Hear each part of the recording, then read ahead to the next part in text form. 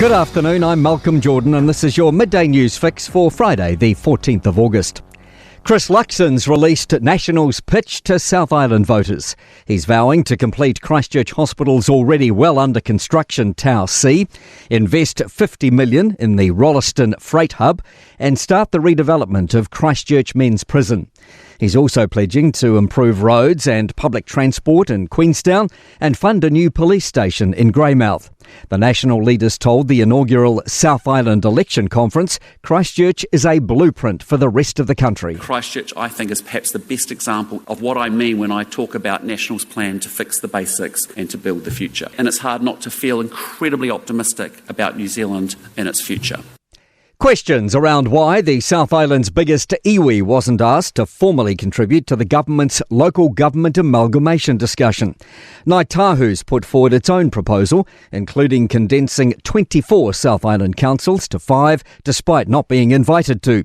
Labour's Reuben Davidson says it's not right such comprehensive reform is being compressed so much. They're not a council, but they're a significant stakeholder in the future of how we govern our natural environment. That they weren't invited is disappointing. The police minister says questions need to be asked about how a man stole a firearm before he was fatally shot outside Auckland's Sylvia Park shopping mall. The man took an air rifle from Gun City in Penrose early yesterday afternoon before fleeing from police. Mark Mitchell says he feels for the offender's family and the police who were involved. Very, very tough situation where you've got an offender that is trying to escape police with a firearm, and it's probably a police officer's worst nightmare when you see them heading towards a crowded shopping mall. A tourism leader is raising concerns the ACT Party's bed tax alternative won't solve the problem.